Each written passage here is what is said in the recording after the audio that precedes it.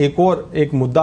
अब चल रहा है कि चुनाव परिणाम सामने आ गए, मंत्रिमंडल का गठन हो चुका है और शांतिपूर्वक, लेकिन लोकसभा स्पीकर को लेकर घमासान मचा हुआ है। एनडीए के कल भी राजनाथ सिंह के, रक्षा मंत्री राजनाथ सिंह के घर पर एनडीए के दलों की बैठक हुई थी। टीडीपी और जेडीयू के जो नेता थे वहां पर विपक्ष भी नजर बनाए हुए हैं कि आखिर जो एनडीए में जो कुछ चल रहा है उस राजनीति में अंदर खाने जो राजनीति चल रही है उसमें मौके की तलाश में है। और संजय राउत ने भी कल कहा था कि अगर जेडीयू और टीडीपी को अपने अध्यक्ष स्पीकर के लिए नाम आगे बढ़ाना चाहिए, अगर वो नाम बढ़ाते हैं तो हम उनका समर्थन करेंगे। और एक और सवाल इसमें है कि विपक्ष भी इस बार उपाध्यक्ष पद की मांग कर रहा है, क्योंकि पिछले 5 साल से उपाध्यक्ष का पद खाली पड़ा था।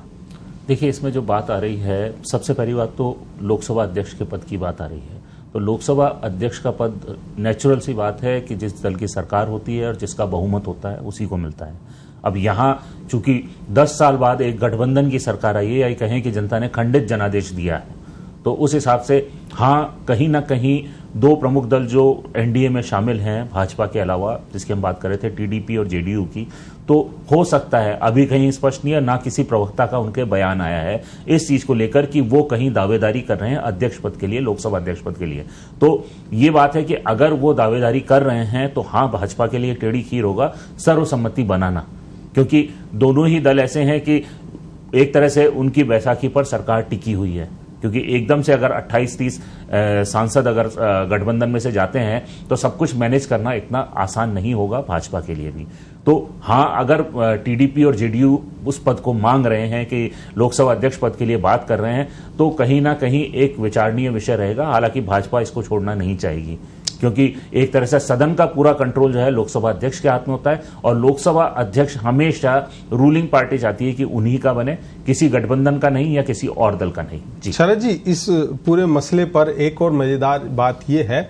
कि विपक्ष की ओर से कहा जा रहा है, कांग्रेस की ओर से, जो इंडिया गठबंधन के दलों की ओर से, कि जेडीयू और टीडीपी को अपने अध्यक्ष पद का नाम आगे बढ़ाना चाहिए, जबकि अभी तक जेडीयू और टीडीपी की ओर से आपने जैसा बताया, और ऐसा है भी कि उनकी तरफ से कोई ऐसी डिमांड सार्वजनिक तौर पर नहीं आई है। जेडीयू के केसी त्यागी ने कहा था कि भाजपा जो नाम आगे बढ़ाएगी उसका टीडीपी और जेडीयू समर्थन करेगी। विपक्ष की ओर से लगातार जो जिनकी बात हो रही है टीडीपी जेडीयू की, उनकी तरफ से कोई बयान नहीं, मगर विपक्ष की ओर से लगातार कहा जा रहा है कि उनको मांग करनी चाहिए। ये किस तरह की राजनीति है? देखिए, सीधी सी बात है, ये तो एक बहुत नॉर्मल सा प्रोसेस है कि आप आग में घी डालने का काम कर रहे हैं,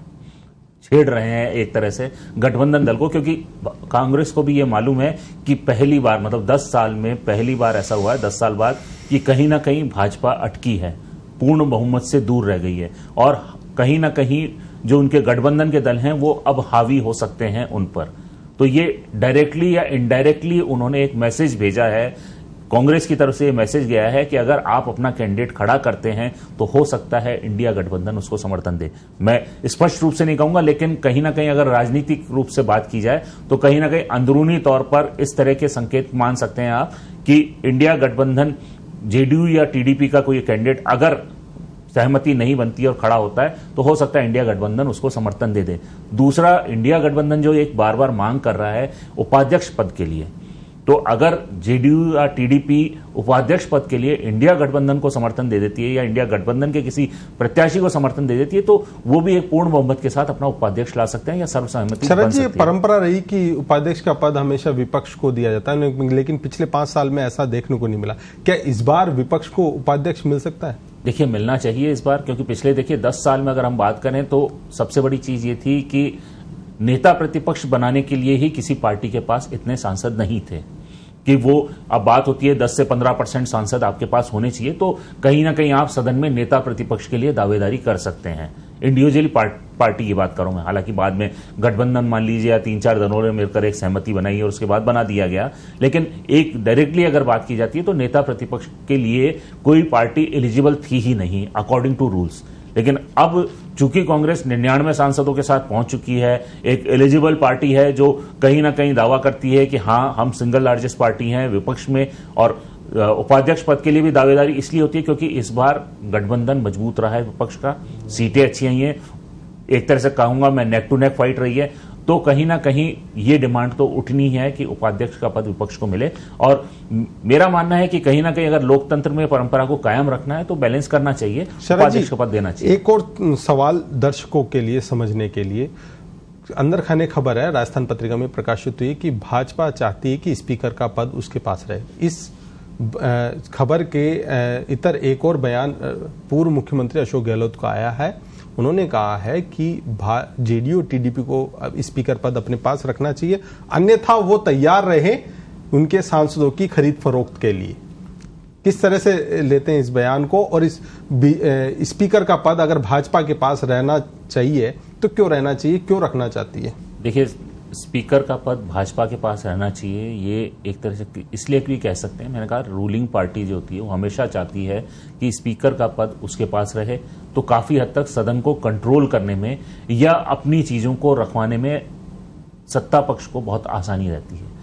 क्योंकि लोकसभा स्पीकर जो होता है वो लोकसभा को पूरा एंटायर लोकसभा को कंट्रोल करता है, और कई कड़े डिसीजन भी, जैसे पिछली बार भी कई सांसदों को, जैसे आपने हम कह सकते हैं सस्पेंड कर दिया गया या बाहर निकाला गया, कई मामले हुए, विवाद हुआ, कई जगह स्पीकर ने अपने वीटो पावर को यूज में लिया, जैसा कि देखा गया था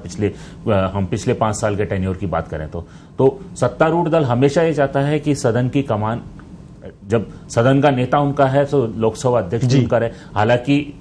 अकॉर्डिंग टू रूल्स ये कहा जाता है कि लोकसभा अध्यक्ष का पद न्यूट्रल होता है, वो एक तरह से पक्ष और विपक्ष में को बैलेंस करने के लिए बीच में उठाया जाता है। ये शरद जी, ये मुद्दा पिछले 5 साल से लगातार गुजरा कि न्यूट्रल हो, क्योंकि जिस तरह से विपक्ष के सांसदों को निष्कासित किया गया, वो तमाम चीजें हैं। मगर अशोक गहलोत का, पूर्व मुख्यमंत्री अशोक गहलोत का बयान किस तरह से लेना चाहिए? देखिए, अनुभवी नेता हैं, उन्होंने अपने अनुभव का उपयोग करते हुए एक तरह से मैं कहूंगा कि एक राजनीतिक बयान है, और राजनीतिक बयान के हिसाब से ये बात वो भी जानते हैं कि इतना ज्यादा संभव नहीं हो पाएगा अंटिल अनलेस कोई बहुत बड़ा प्रेशर नहीं बनता है, तब तक जेडीयू या टीडीपी के हाथ में अध्यक्ष पद नहीं जा सकता है। और आज तक भी आप अगर देखें पिछले कई गठबंधन की सरकारों को अगर आप नोट करें तो आप पाएंगे कि